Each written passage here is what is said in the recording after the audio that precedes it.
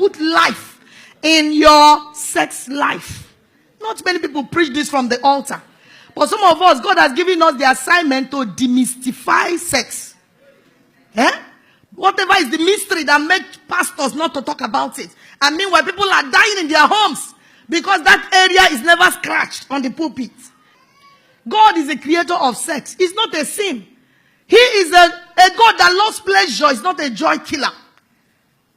Genesis 38 from verse 8 to 10 tells me that God is interested in this matter.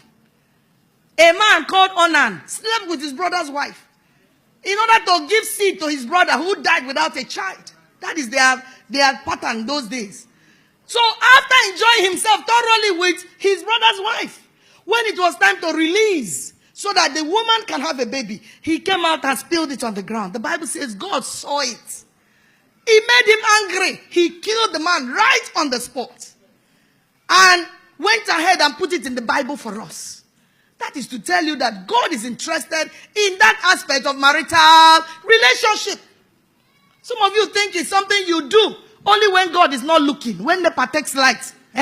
Let us do it quickly. Before God turns around to look at us, we have finished. No. Don't hurry. God knows you are doing it. It's part of the package for marriage. He intentionally gave it to you as pleasure for your marriage. To enjoy.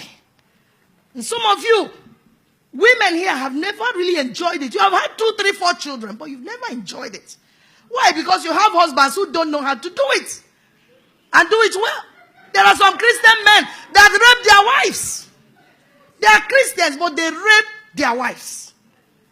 And that is not good. A woman is not like an electric lamp. You switch her on when you want and switch her off when you want. It doesn't work like that. Some of you men here, the only romantic word on your lip is Ogelaiwe. Ogelaiwe. Madam Ton. That is not romance. That is not romance. A very, very powerful holiness church in my town. Is in their mouth. I heard it first. They don't call it sex from the pulpit like this so that they don't sound carnal. They call it fellowship.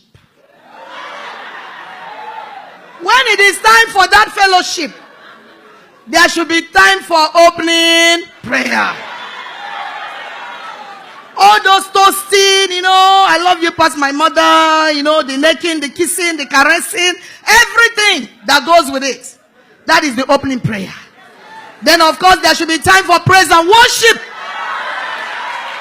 in the fellowship of the bedroom.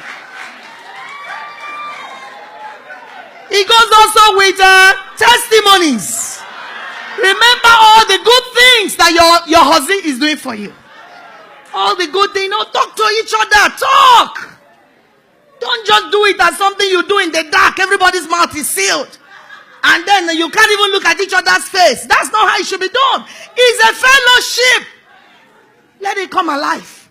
Because if you do it the right way, you wouldn't have to apply for visa before your wife gives you entrance. Like some of the men, you will whine and whine her like a microphone because, already she's never romantic, You have to whine and whine and whine, beg her and promise her heaven and earth.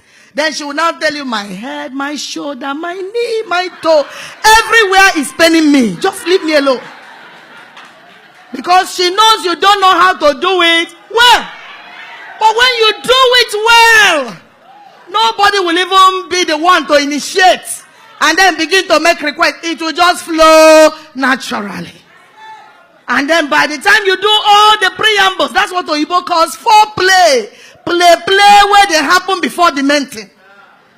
Then God allowed the woman's body in a way that by the time the proper thing is done, the body of the woman is ready to welcome the man of God to arrive to minister the word.